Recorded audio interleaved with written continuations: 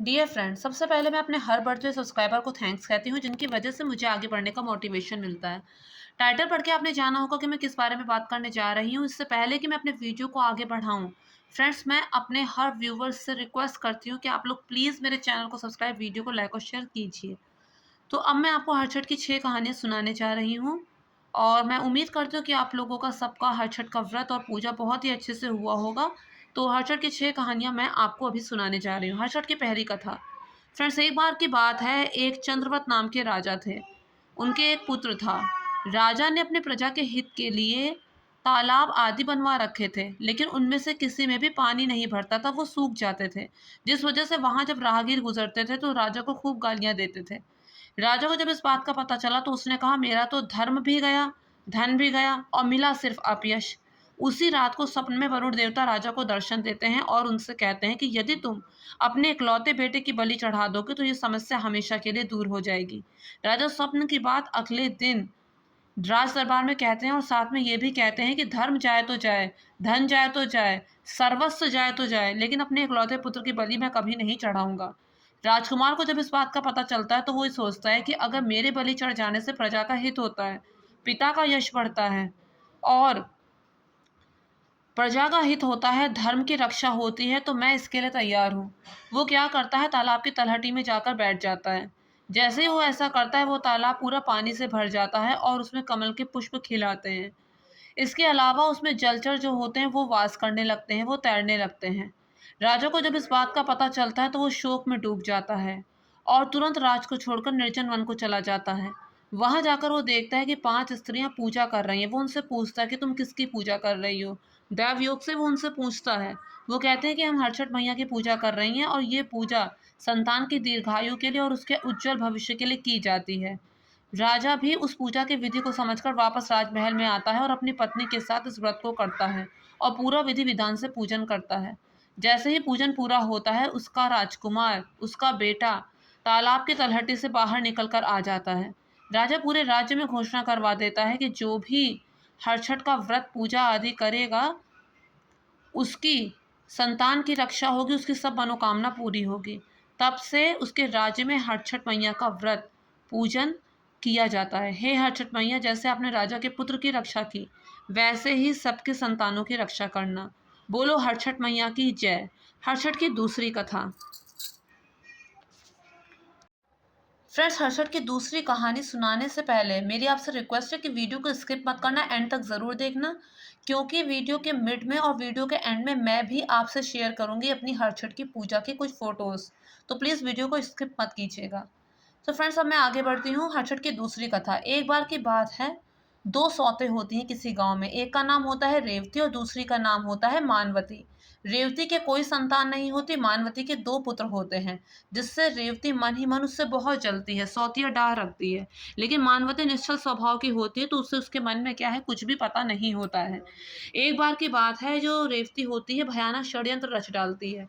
वो मानवती से कहती है, एक राहगीर आया था और वो कह रहा था कि तुम्हारे पिताजी जो हैं वो सख्त बीमार हैं, तुम जाओ उन्हें देख आओ। मानवती तुरंत अपने पुत्रों को रेवती को सौंपकर अपने पिता से मिलने चली जाती है। जब वो वहां जाकर देखती है, दूसरे गांव जहां उसके पिता होते, वहां जाकर देखती तो पिता पूरी तरह से सुरक्षित होते हैं। पिता पूरी तरह से ठीक होते हैं, स्वस्थ होते हैं। इस पर उसे किसी अनिष्ट की आशंका होती है। बार बार रह रहकर उसका ध्यान अपने बच्चों की तरफ जाता है।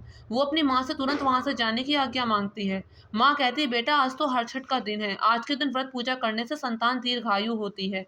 तू आज के दिन रुक जा और व्रत पूजा अनुष्ठान कर हरछठ माता का, वो सब मंगल करेंगे। वो वैसा ही करती है।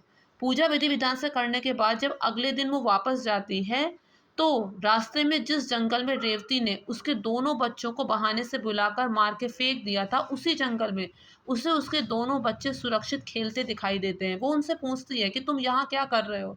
इस पर वो बताते हैं कि विमाता ने हमें मार के यहाँ फेंक दिया था, फिर एक देवी मैया आई थी और उन्होंने हमें पुनः जीवन दान दिया। उसे समझते देर नहीं लगती कि वो हरछठ मैया ही थी जो उसके बच्चे को बचाने आई थी। वापस जब वो गांव पहुंचती है और सब लोगों को इस बात का पता चलता है कि हरछठ मैया की कृपा से उसके मरे हुए पुत्र फिर से जीवित हो गए, तो सब हरछठ मैया की महिमा को मानते हैं और पूरे विधि विधान से हर वर्ष भादव की कृष्ण पक्ष की षष्ठी तिथि को हर्षठ का व्रत करते हैं। हे हर्षठ मैया, जैसे आपने उसके दोनों बच्चों की रक्षा की, वैसे सबकी संतानों की रक्षा करना। ये थी हर्षठ की दूसरी कथा। अब आती है हर्षठ की तीसरी कथा। किसी गांव में देवरानी जेठानी होती हैं। देवरानी का नाम होता है सलोनी और जेठानी का नाम होता है तारा। सलोनी जो होती है बहुत ही सरल स्वभाव की और बहुत ही शांत स्वभाव की होती है, लेकिन जेठानी जो तारा होती है बहुत ही क्रोधी होती है। उसे बात बात पर बहुत गुस्सा आता है। हर्षठ का दिन आता है, दोनों ही पूजा करती हैं, व्रत करती हैं और शाम को वो अपनी खीर बनाकर ठंडा होने के उद्देश्य से अपने अपने कमरों में रख देती हैं और बाहर जाकर बैठ जाती हैं। तभी दो कुत्ते उनकी खीर के पास आ जाते हैं। अंदर से जब लप लप की आवाज आती है तो दोनों भीतर आकर देखती हैं। सलोनी और तारा की खीर सलोनी और तारा की खीर दो कुत्ते खा रहे होते हैं। जो कुत्ता तारा की खीर खा रहा होता है, तारा द्वार बंद कर देती है और उस कुत्ते को बुरी तरह मारती है। उसे बहुत क्रोध आता है कि दिन भर मेरा व्रत था, मैं भूखी रही और ये कुत्ता मेरे हिस्से की खीर खा रहा है। वो उसे इतना मारती है कि उसकी कमर टूट जाती है। वो कुत्ता किसी तरह जान बचाकर भाग जाता है। इधर सलोनी जब उसे खीर खाते देखती है तो वो सोचती है कि जाने कब से ये भूखा होगा। वो बचे हुए बर्तन की खीर भी उसके आगे डाल देती है। दोनों कुत्ते बाहर जाकर मिलते हैं। इस पर जो कुत्ता सलोनी की खीर खाकर आया होता है वो कहता है कि जिस घर में मैं गया था वहाँ की मालकिन बहुत ही दयालु थी। मुझे खीर खाता देखकर उसने बर्तन की खीर भी मेरे ही पात्र में पलट दी। खीर खा के मेरा पेट भी भरा और मुझे ऐसी तृप्ति मिली उसके व्यवहार से। मेरा मन होता है कि मैं जल्दी दूसरा जन्म लूं और उसका पुत्र बनकर पैदा हूं और उसकी खूब सेवा करूं।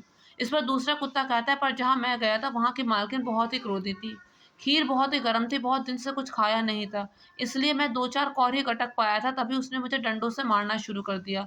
मुझे इतना मारा कि मेरी कमर टूट गई। मेरे रोम रोम में शरीर में दर्द हो रहा है, भयानक पीड़ा हो रही है। मुझे ऐसा लगता है कभी भी मेरे प्राण निकल जाएंगे। मेरी तो ये इच्छा होती है कि मैं अगला जन्म लेकर उसका पुत्र बनकर पैदा हूँ और जो तकलीफ उसने मेरे शरीर को पहुंचाई है, उससे ज्यादा तकलीफ मैं उसके मन पर पहुंचाऊं, उसे भीतरी चोट दूं। ऐसा कहकर वो कुत्ता अपने प्राण त्याग देता है। वो कुत्ता अगला जन्म लेकर तारा का पुत्र बनकर पैदा होता है, लेकिन हरछठ वाले दिन उसके पुत्र को ये लोग छोड़ के परलोक जाना पड़ता है। उसे बहुत शोक होता है।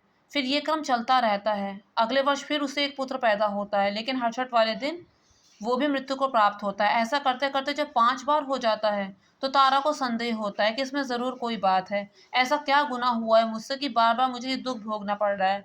उसी रात को सपने में उसे वही कुत्ता दिखाई देता है। वो उससे कहता है कि तुमने मुझे मार मार के मेरे प्राण ले लिए थे। मैं ही हूँ जो बार बार जन्म लेकर तुम्हारा पुत्र बनकर पैदा हो रहा हूँ और तुम्हें दुख देकर जा रहा हूँ। तारा अपने किए की उससे माफ़ी मांगती है और इसका निवारण पूछती है। वो कहते हैं कि अगर तुम हरछठ मैया की विधि विधान से पूजा करोगी, व्रत करोगी, उस दिन हल की जोती हुई भूमि को नहीं कचरोगी और उस दिन हल से उत्पन्न भूमि से उत्पन्न किसी भी चीज का सेवन नहीं करोगे, सिर्फ पसई के चावल, महुआ आदि का सेवन ही करोगे, तो हर्षद मैया खूब प्रसन्न होंगी और तुम्हारी मनोकामना पूरी करेंगी। उस दिन तुम्हें उनकी पूरी पूजा भैंस के दही से ही करनी है।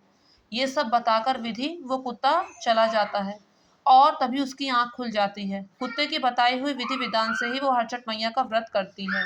फिर से उसे पुत्र होता है। उसे बहुत डर लगता है कहीं हरछठ का दिन आने पर कहीं फिर से वैसा कुछ ना हो जाए, लेकिन इस बार उसका पुत्र नहीं मरता और वो बहुत खुश होती है। हर वर्ष वो खुशी खुशी हरछठ का व्रत करती है, जिसके प्रभाव से उसे 5 और पुत्र मिलते हैं। हे हरछठ मैया, जैसे उसको आपने पुत्र दिए, उसके पुत्रों की रक्षा की, वैसे ही सबके पुत्रों की रक्षा करना, सबको पुत्र देना, सबको खुश रखना। बोलो हरछठ मैया की जय। चौथी कथा। फ्रेंड्स, ये वो कथा है जो मैं बचपन से सुनती आ रही हूँ, तो इसलिए बिना किसी मॉडिफिकेशन के मैं ये कथा आपको वैसे ही सुनाऊंगी जैसी मैंने सुनी है। फ्रेंड्स, बहुत पहले की बात है। एक ग्वालिन होती है, दूध दही बेचने का व्यापार करती है। हर का दिन आता है तो दूध दही भैंस का जो होता है उसकी डिमांड बढ़ जाती है। इस पर वो क्या करती है, अपनी बिक्री को बढ़ाने के लिए गाय का दूध और गाय का दही भी दूध भैंस के दूध दही में मिला देती है। और उस दिन हर का व्रत होता है। सीधे साधे गांव वालों को वो बेच आती है। जब वो बेचने जा रही होती तो अपने नन्हे मुन्ने को अपने पति की देख रेख में खेतों पर लिटाकर आ जाती है कि तुम इसको देखना जब तक लौट कर नहीं आ रही हूँ। उसका पति कहता है ठीक है, और वो दूध दही बेचने चली जाती है। जब वो सीधे साधे गांव वालों को गाय का दूध दही भी भैंस का दूध दही पिलाकर बेच देती है तो हर्षद मैया रुष्ट हो जाती हैं और उसे सबक सिखाने के लिए उसका जो पति होता है उसका अपने हल पर से कंट्रोल छूट जाता है और वो हल जोतता जोतता जोतता जोतता वहां तक पहुंच जाता है जहां उसका बच्चा सोया हुआ था और हल का फाल उसके शरीर के आर पार हो जाता है। वो अपना सर पकड़कर वहीं बैठ जाता है कि ये क्या अनर्थ हो गया। तभी वहां पर ग्वालिन आती है। जब ये सब देखती है तो वो चीख पड़ती है और उसे समझते देर नहीं लगती कि उसने जो छल किया है, उसने जो हरछठ के दिन गाय का दूध दही में, भैंस के दूध दही में मिलाया है, इसलिए ये सब हो रहा है। वो वापस फौरन दौड़ के गांव में जाती है और सबको बताती है कि अभी कोई हरछठ की पूजा मत करना, उसमें गाय का दूध दही भी मिला हुआ है। इस पर जो लोग होते हैं, व्रती औरतें होती हैं, वो उसे माफ कर देती हैं क्योंकि जब वो सुनती हैं कि उसका पुत्र जो है वो इतने बड़े संकट में है, हल्का फाल उसके आर पार हो गया, तो उन्हें उस पर दया आ जाती है।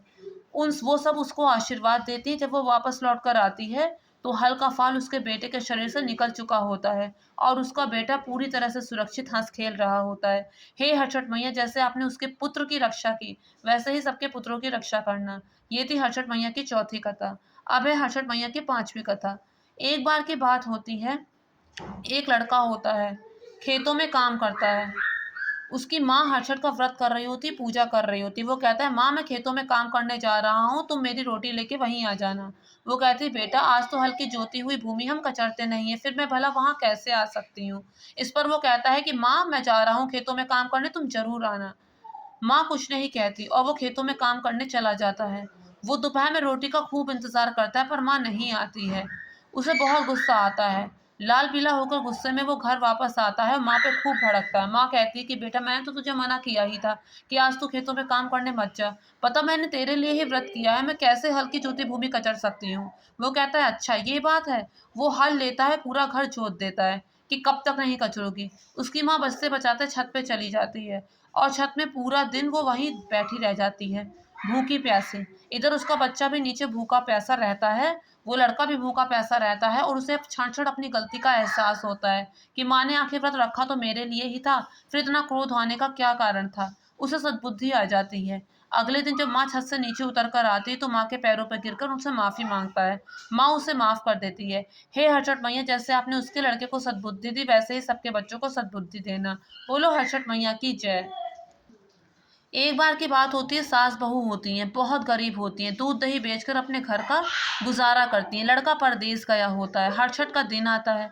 सास बहू से कहती है कि दूध दही लेके गांव में जाओ, उससे जो पैसे मिले उससे कुछ पूजन सामग्री ले आना, हम लोगों को भी तो हर की पूजा करनी है।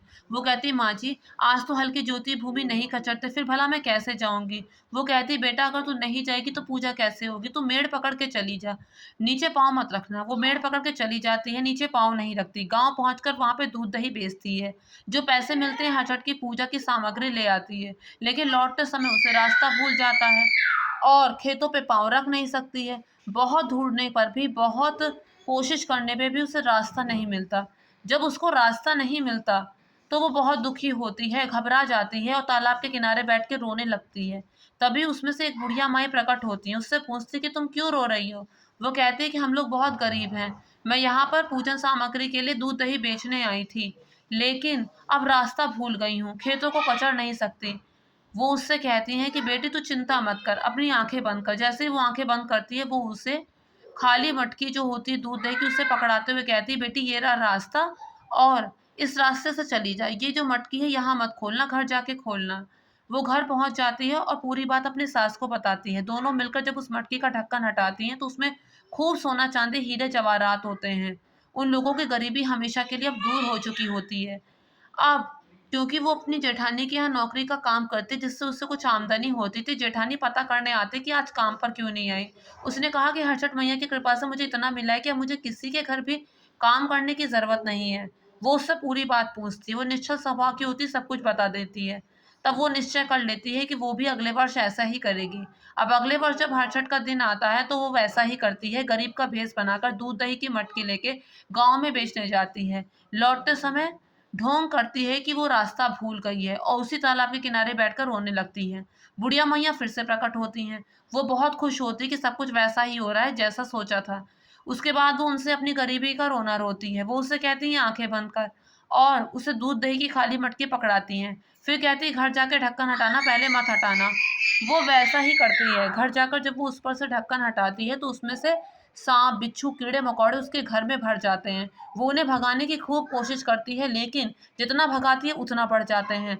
उसे बहुत गुस्सा आता है अपनी देवरानी पर, जाके उसे फटकार लगाती है। वो कहती है कि मैंने तुम्हें बिल्कुल सच-सच बताया, जो हुआ था। मेरे पास कुछ नहीं था, मैंने अपनी सच्ची बात उनसे कही, पर तुम्हारे पास तो सब कुछ था, लेकिन तुम्हारा मन नहीं भरा।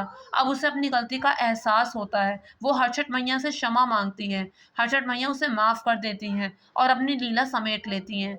हे हर्षद मैया, जैसे आपने उन पर अपनी कृपा दिखाई, उनको क्षमा किया, वैसे ही सब पर अपनी कृपा दिखाना। बोलो हर्षद मैया की जय। फ्रेंड्स, यहाँ पर ये मैंने हर्षद मैया का चित्र लगाया है। उसके नीचे यहाँ पर 6 कुंडे रखे हुए हैं, उनमें सामान रखा है। यहाँ पर एक कलश है जिसमें मैंने पलाश और कुसा उगा रखी है। साथ में एक और कलश है जिसमें स्वास्तिक का निशान बनाने के बाद और धागा बांधने के बाद मैंने उसमें कुछ ड्राई फ्रूट्स और भुने हुए अनाज रखे हैं। जो दीपक है वो भैंस के घी का है। यहाँ मैंने 24 कुंडे रखे हैं। पहले वाली लाइन में मैंने ड्राई फ्रूट्स और उसके ऊपर मिठाई का टुकड़े रखे हैं और बाकी की जो रोज़ हैं उनमें मैंने भुने हुए अनाज रख। ये जो बाकी के कुंडे हैं, ये जो 3 लाइन हैं, जिनमें मैंने 6 तरह के भुने हुए अनाज रखे हैं। फल भी मैंने चढ़ाया है, 6 पत्ते रखे हैं जिसमें दही और चावल है। बच्चे के 6 खिलौने भी मैंने यहाँ पर रखे हैं और जो कुंडे हैं उन्हें आईपन से रंगा है। बस वो 6 कुंडे हैं वहाँ पे रखे हैं, उन्हें आईपन से नहीं रंगा है। तो फ्रेंड्स, उम्मीद करती हूँ आपको पसंद आया हो मेरा वीडियो, और अगर पसंद आया हो तो मेक श्योर मेरे चैनल को सब्सक्राइब, वीडियो को लाइक और शेयर ज़रूर कीजिए। Thank you friends, thank you so much.